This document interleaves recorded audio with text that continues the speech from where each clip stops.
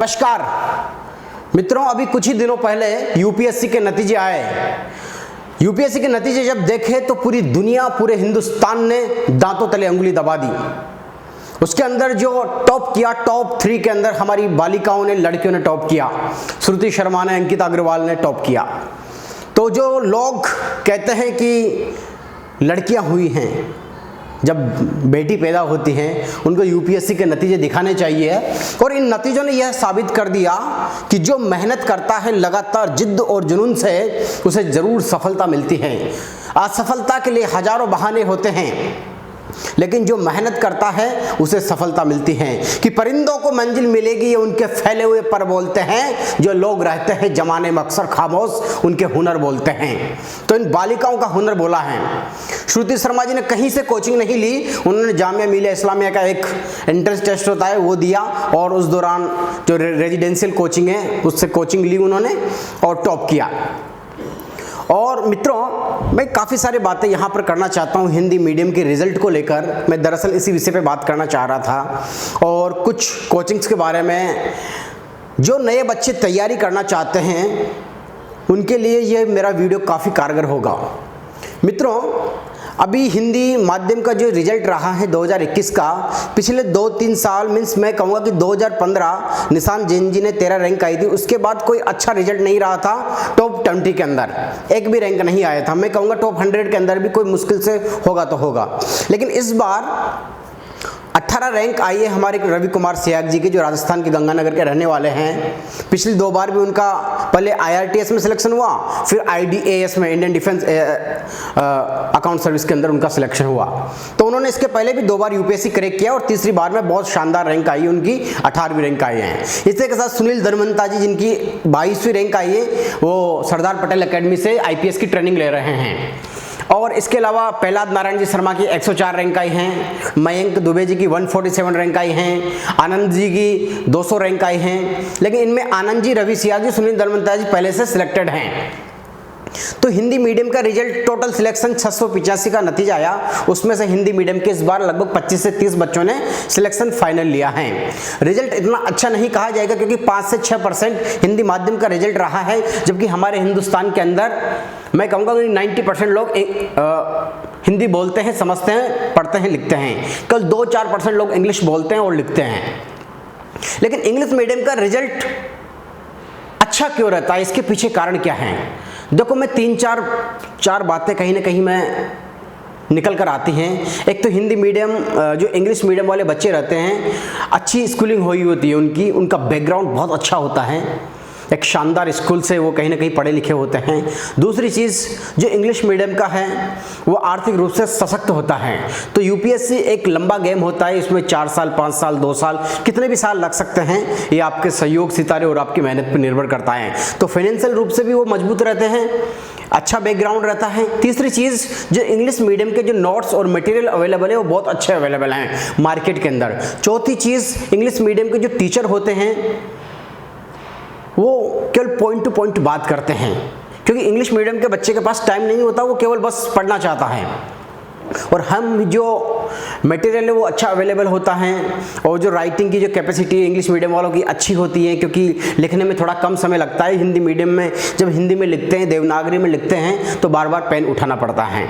इसी के साथ इंग्लिश मीडियम में इंटरव्यू में लोग अच्छा परफॉर्म करते हैं, क्योंकि सामने जो इंटरव्यू लेने वाला रहता है, कहीं ना कहीं आप मानो या ना मानो, लेकिन कहीं ना कहीं उसका थोड़ा फर्क तो पड़ता ही है। क्योंकि रवि कुमार सियाग जी के इंटरव्यू में 174 के आसपास मार्क्स हैं। अगर वो नंबर उनके 190 प्लस होते हैं, सुनील धर्मंता जी के 190 प्लस मार्क्स हैं, तो शायद रवि सियाग जी टॉप मार जाते हैं। मेरे 3 दोस्तों ने भी हिंदी मीडियम से IAS का इंटरव्यू दिया था, लेकिन तीनों का सिलेक्शन नहीं हुआ। उनके मेंस में अच्छे मार्क्स थे, बहुत अच्छे मार्क्स थे, मीन्स 750 प्लस ही थे, अच्छे मार्क्स थे उनके। लेकिन इंटरव्यू में किसी के 120 रह गए, किसी के 140 रह गए, किसी के 130 रह गए। तो उन्होंने कहा कि यार इंटरव्यू में नंबर कम आए हैं। तो मैं यहाँ पे कई सारी चीज़ें स्पष्ट करना चाहता हूँ, कई सारी गलत फहमियाँ होती है, उनको दूर निकाल देना चाहिए। तो ये हिंदी मीडियम का जो रिजल्ट है, कुछ खास अच्छा रिजल्ट नहीं है, लेकिन थोड़ा संतुष्ट हुआ जा सकता है, लेकिन संतोषजनक नहीं कह सकते इसको। अब बात आती कि कोचिंग कहाँ से करें, जो नए बच्चे हैं उनके दिमाग में रहता है। मित्रों, कई सारे बच्चे जो किसी भी कोचिंग से नहीं पढ़े होते, उनको कोचिंगें पैसा देकर एडवर्टाइजमेंट करवाती है उनसे, टॉपर्स को, क्योंकि वो अभी एक स्टूडेंट्स के लिए भी जो सिलेक्शन लेते हैं उनके लिए भी एक अच्छी अपॉर्चुनिटी होती है कि उनका मैगजीन्स में नाम छपे, अपना इंटरव्यू दे, लोगों को मोटिवेट करे और कुछ थोड़ा पैसा मिल जाए, कहीं ना कहीं ऐसा रहता है। तो कई जो टॉपर कोचिंग से नहीं पढ़े हुए होते फिर भी वो कह देते कि हम यहाँ से पढ़े हुए हैं। इसके अलावा एक दूसरी चीज़ होती है, जब IAS में मेंस पास कर लेते हैं बच्चे, इंग्लिश मीडियम या हिंदी मीडियम के, तो एक बच्चा कहीं 10 जगह इंटरव्यू देता है। अब इंटरव्यू देता है तो उनका सिलेक्शन तो होना ही है। जैसे 3,000 बच्चों को सिलेक्ट किया इंटरव्यू के लिए, तो 685 का नंबर आया। अब 685 ने कम से कम 10 जगह इंटरव्यू दिया होगा। अब जिन्होंने कोचिंग कहीं से नहीं की, हो सकता है सेल्फ स्टडी की हो, अब वो वहाँ से इंटरव्यू देने गए तो कोचिंग वाले कह देते हैं कि इस बच्चे ने हमारे यहाँ से कोचिंग ली है, क्योंकि इंटरव्यू का वीडियो उनके पास पड़ा हुआ है। तो इसलिए भी हमें छात्रों को बहुत ही विवेक से अपना निर्णय लेना है कि कौन सी कोचिंग अच्छी है और कौन सी नहीं है और किस मीडियम से पढ़ाई करें। मेरी अगर व्यक्तिगत राय माने, श्रुति शर्मा जी ने पहले अटेम्प्ट में जिन्होंने इस बार टॉप किया है, हिंदी मीडियम था लेकिन उनके कुछ नंबर कम रह गए थे। इस बार उन्होंने इंग्लिश मीडियम चूज किया और टॉप मारा। तो मैं कहूँगा अगर आप तैयारी शुरू करना चाहते हो, आपकी इंग्लिश ठीक ठाक है या कमज़ोर है तो भी थोड़ी मेहनत करनी पड़ेगी, लेकिन इंग्लिश मीडियम चूज कीजिए अगर आपको रिजल्ट अच्छा लेना है तो। ऐसा नहीं कि हिंदी मीडियम में सिलेक्शन नहीं होते, मेहनत करते उनके होते हैं। रवि सियाग जी 2 बार सिलेक्शन लेने के बाद भी अपनी जिद और जुनून के आगे अड़े रहे और उन्होंने सिलेक्शन लिया। सुनील धनवंता जी जिनका सिलेक्शन हो चुका था फिर भी लगे रहे। दुनिया में जो मेहनत करता है समर्पण के साथ, उसका सिलेक्शन होता है, लेकिन रेशियो बहुत कम है। तो मैं कहूँगा इंग्लिश मीडियम की तरफ जाए, वहाँ पे जो सिलेबस हैं वो 6 महीने 8 महीने में करवा देते हैं। हिंदी मीडियम की कोचिंगों में जनरली देखा गया कि 1 से 1.5 साल लेते हैं, और हिंदी मीडियम की कोचिंगों में कई सारी चीज़ें होती हैं, मैं बात नहीं करना चाहता क्योंकि तजुर्बा तो हमारे पास भी है इन चीज़ों का। तो क्योंकि मुझे एक शेर याद आ रहा है मध्यम सक्सेना का कि बहुत पहले रास्ता भटक गया था मैं, इसलिए सबको रास्ता दिखा रहा हूँ मैं। कि बहुत पहले रास्ता भटक गया था मैं, इसलिए सबको रास्ता दिखा रहा हूँ मैं। इसलिए कोचिंग बहुत सावधानी से चूज करनी है आपको, और मैं व्यक्तिगत राय है कि इंग्लिश मीडियम चूज करना है। तीसरी चीज़, कई लोग सफल होने के बाद में अनर्गल बातें करने लगते हैं, अनाप शनाप बोलने लगते हैं। उनका अधिकार है, लेकिन उनके एक वाक्य से कई बच्चे मिसगाइड हो सकते हैं, क्योंकि टॉपर का बहुत बड़ी जिम्मेदारी होती है। कई लोग कह देते हैं सिलेक्शन होने के बाद में कि मैं 16 घंटे पढ़ा, 20 घंटे पढ़ा, ये पॉसिबल ही नहीं है। हो सकता है 1 दिन पढ़ लिया हो, 2 दिन पढ़ लिया हो, तो जो उनको सुनता है उनको भी अपने विवेक से काम लेना चाहिए कि पॉसिबल नहीं है। 1 दिन पढ़ लेगा, 2 दिन पढ़ लेगा, लेकिन 16 घंटे पढ़ाई पॉसिबल नहीं है। सबका एवरेज यही आता है 6 से 8 से 10 घंटे। इतना पढ़ लो, यूपीएससी में बहुत अच्छा कर जाओगे। दूसरी चीज़, सब टॉपर्स ने और सिलेक्टेड बच्चे कहते हैं कि एक लिमिटेड सोर्स होना चाहिए पढ़ाई के लिए। हम क्या करते हैं, हिंदी मीडियम के बच्चों के साथ दिक्कत ये रहती है, कभी इसका वीडियो देखा, कभी इसका वीडियो देखा, कभी इस टीचर का देखा। और हिंदी मीडियम के बच्चों के साथ सबसे बड़ी दिक्कत है कि हम फैन हो जाते हैं किसी टीचर के। किसी भी टीचर के फॉलोवर मत बनो, फैन मत बनो, उसको टीचर ही रहने दो। हिंदी मीडियम के बच्चे उसको फॉलो करने लग जाते हैं, उसके फैन बन जाते हैं। फैन मत बनो यार किसी भी टीचर के, उसको अपने विवेक से निर्णय लो, तर्क से बात करो। और हम भटकने लगते हैं, और इसलिए लिमिटेड सोर्स को सिलेक्ट करना है। ज़्यादा से ज़्यादा रिटन मटेरियल पढ़ने हैं, नोट्स बनाने हैं। एक किताब को 10 बार पढ़ना है, 10 किताबों को एक बार नहीं पढ़ना। बहुत फैक्चुअल बात बता रहा हूँ। सोशल मीडिया से दूर रहना है। जितने बच्चों ने सिलेक्शन लिया है, मोर देन 90% बच्चे सोशल मीडिया से दूर रहे हैं। श्रुति शर्मा जी फेसबुक ट्विटर कुछ नहीं चलाती थी, सिलेक्शन होने के बाद में अकाउंट बनाया, इंस्टाग्राम ट्विटर फेसबुक पे लाखों फॉलोवर हो गए। जिन लोगों के पूरी जिंदगी नहीं हो पाते, उन्होंने सिलेक्शन लेने के बाद 2 दिन के अंदर कर लिए। इसलिए थोड़ा इनसे दूरी बनाइए, क्योंकि डिस्ट्रक्शन पैदा करते हैं। फायदा कम, नुकसान ज़्यादा है। और लिमिटेड मटेरियल हो गया, सोशल मीडिया से दूरी बनानी है, एक कंटिन्यू पढ़ाई करनी है, बल्कि कम पढ़ाई करो लेकिन कंटिन्यू पढ़ाई करनी है। चौथी चीज़, तैयारी करने जा रहे हो तो अपना फाइनेंशियल बैकग्राउंड जरूर देखना, क्योंकि लंबा गेम है। 1 साल 2 साल 3 साल भी लग सकते हैं। इसलिए घर वालों को कन्विंस करके जाइए, क्योंकि जब यूपीएससी की तैयारी करते हो तो आप ही तैयारी नहीं करते, आपके साथ आपका परिवार भी तैयारी करता है। कई बच्चे मैंने ऐसे देखे जो बहुत अच्छे पढ़ने में थे, 2 साल बाद घर वालों का प्रेशर आ जाता है। पहले में प्रीलिम्स नहीं हुआ, कई बार मेंस नहीं हुआ, तो प्रेशर आ जाता है कि बेटा एसएससी का फॉर्म भर दे, बेटा इसकी राजस्थान में वैकेंसी निकल रही है, इसकी तैयारी कर ले, तो बच्चा डाइवर्ट हो जाता है। तो घर वालों को कन्विंस करके आइए, अपना आधार बना के आइए और ठान के आइए कि मुझे सिलेक्शन लेना है, क्योंकि शकील आदमी ने कहा है कि हार हो जाती है अगर मान लेते हैं, जीत हो जाती है अगर ठान लेते हैं। तो जिनका सिलेक्शन हुआ है उन्होंने ठाना था कि मुझे सफलता प्राप्त करनी है, क्योंकि सफलता के हजारों माँ बाप होते हैं और असफलता के कोई नहीं होता। इसलिए समर्पण के साथ और मेहनत के साथ, और सभी यूपीएससी के टॉपर को मेरी एक ही सलाह है कि निष्पक्ष और तटस्थ होकर बच्चों को राय देनी है, क्योंकि आपके कहने का असर हजारों प्रतिभागियों पे पड़ता है। किसी कोचिंग के प्रति आपकी वफादारी नहीं हो सकती, आपकी वफादारी हिंदुस्तान के प्रति होनी चाहिए। बच्चों को आपको सही गाइडेंस देना है, और जो असफल हुए उनसे भी यही कहना चाहता हूं कि जिंदगी यहीं खत्म नहीं हो जाती, कि आसमान का यही अंत नहीं है, इसके बाद भी और आसमान हैं। और यूपीएससी में सफलता मिल गई इसका मतलब नहीं है कि जिंदगी में सफलता उनको मिले।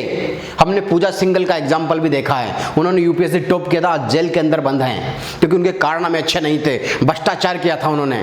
तो देश के प्रति आपकी जिम्मेदारी बढ़ती है। जिंदगी में भी जिनको टॉप करना है, बनना हो तो हर क्षेत्र के अंदर टॉप बनिए और अपनी मेहनत से बने हैं।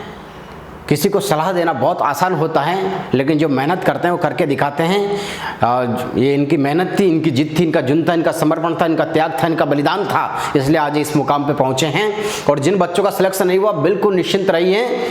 जिंदगी में हजारों रास्ते, किसी भी रास्ते पे चल पड़िए। अटेम्प्ट खत्म हो गई तो कोई दिक्कत नहीं है, और भी रास्ते हैं दुनिया के अंदर जीने के लिए, हजारों रास्ते हैं, बहुत कुछ कर सकते हो आप लाइफ के अंदर। और जो बनना चाहते हैं पहले रिसर्च कीजिए कि क्या मटेरियल पढ़े, कैसे पढ़े, लाइफ स्टाइल कैसे रखनी है, अपना खान पान पे ध्यान देना है ताकि इफ़िशिएंसी अच्छी आए, रेगुलर एक्सरसाइज करनी है, मेडिटेशन करना है ताकि प्रोडक्टिविटी अच्छी आए, घर वालों को कन्विंस करके चलना है, कई सारी चीज़ों पे काम करना पड़ता है मेरे दोस्त। यूपीएससी बहुत टफ एग्जाम माना जाता है, हिंदुस्तान का नहीं पूरे वर्ल्ड का। इसके लिए बहुत ही आपको सजग रहना पड़ता है, कॉन्शियस रहना पड़ता है, तो आपको सफलता आपके कदम चूमती है। और फिर कहूँगा कि अपने विवेक से निर्णय लेना। आजकल ऑनलाइन भी बहुत अच्छे प्लेटफॉर्म अवेलेबल हो गए, वहाँ से भी अध्ययन कर सकते हो और एकांत में रहकर अध्ययन करना है। और दूसरी चीज़ एक ये बता देता हूँ मैं आप लोगों को, जब आप तैयारी कर रहे हो ना, गांव वालों को मत बताइए, रिश्तेदारों को मत बताइए कि आप किसकी तैयारी कर रहे हो, नहीं तो आपको परेशान कर देंगे पूछ पूछ कर। आपके घर वालों के कान भरेंगे। जब आपका एक बार सिलेक्शन नहीं होगा तो आपके घर वालों से कहेंगे वो कि यार क्या कर रहा है, आपका लड़का बन गया कलेक्टर, उसको यहीं बुला लो, खेती बाड़ी संभलाओ, सिलेक्शन होता नहीं है, 10-10 साल लग जाते हैं। आपका इंटरव्यू में नहीं हुआ तो कहेंगे यार बेटा कोई MTS का फॉर्म भर दे, क्यों कलेक्टर के चक्कर में बनने को पड़ा है। और जब आपका रिजल्ट नहीं होगा तो आपके घर वालों को स्ट्रेस पैदा करते हैं रिश्तेदार, पड़ोसी, और आपको भी स्ट्रेस पैदा करेंगे, क्या हुआ बेटा, क्या हुआ। उससे क्या है, आपको अपने पर विश्वास है कि आप कर लोगे, इस बार नहीं तो अगली बार कर लोगे, लेकिन उनके कहने से आपका मोरल डाउन हो जाता है। आपको जल्दीबाजी रहती है कि मुझे सफलता प्राप्त करनी है, यार मुझे जल्दी से नौकरी लेनी है, एक बार मैं फाइनेंशियल रूप से फ्री हो जाऊं फिर तैयारी करता रहूंगा। क्योंकि जॉब में आने के बाद में तैयारी बहुत ही मुश्किल है। किसी के दिमाग में है कि नौकरी के जॉब के साथ तैयारी कर सकते हो, लेकिन थोड़ा मुश्किल होता है क्योंकि आपको समय कम मिल पाता है। डिपेंड करता है आपकी नौकरी कैसी है, आपका बॉस कैसा है, आपका स्वास्थ्य कैसा है, आपका डिसिप्लिन कैसा है, कई सारी चीजें मायने रखती है। लोग करते हैं, मैं ये नहीं कह रहा, लेकिन थोड़ा मुश्किल होता है, इसलिए सोच समझ के निर्णय लेना है। मैं कहूँगा एक रास्ते पर चल पड़े हो ना, सोच समझ के उस रास्ते को पकड़ लो। और आपको लग रहा है कि ये रास्ता मेरे लिए नहीं बना तो दूसरा रास्ता बदल लीजिए।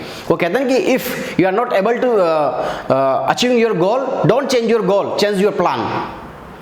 सफलता के हजारों सीढ़ियां जाती है और हजारों रास्ते जाते हैं, आप कहीं से भी पहुंच सकते हो। तो रिश्तेदारों को बिल्कुल भी नहीं बताना, यार दोस्तों से थोड़ा उनको ज़्यादा कुछ नहीं बताना, बोलना कि बस कुछ कर रहा हूँ, क्योंकि जब नहीं होगा तो बहुत दिक्कत होती है मेरे दोस्त। उस असफलता को झेलना है और ये असफलता आपको मजबूत बनाती है, क्योंकि इस बार ऐसे ऐसे कैंडिडेट आए हैं जिन्होंने लास्ट अटेम्प्ट में सिलेक्शन लिया है। और कहीं मैंने ऐसे अभ्यर्थी भी देखे हैं, मेरे कई सारे दोस्त जिन्होंने अटेम्प्ट खत्म हो गए लेकिन सिलेक्शन नहीं हो पाया, लेकिन वो कह रहे हैं कि ठीक है यार कुछ और करेंगे, ज़िंदगी यहीं खत्म नहीं हो जाती। क्या हुआ, अगर विजेता नहीं बने तो मार्गदर्शन तो कर सकते हैं, गाइड तो कर सकते हैं, और ज़्यादा अच्छा गाइडेंस वही देगा जिसने असफलता के स्वाद चखा है। इसलिए यूपीएससी के सभी सफल अभ्यर्थियों को बहुत बहुत शुभकामनाएं, और जो नए प्रतिभागी हैं उनको भी बहुत बहुत शुभकामनाएं। विवेक से निर्णय ले, किसी कोचिंग के कहने में न आए, किसी के कहने में नहीं आए, अपने विवेक से निर्णय ले। बहुत बहुत धन्यवाद। जय हिंद। और आपको मेरा वीडियो अच्छा लगा हो तो मेरे चैनल को सब्सक्राइब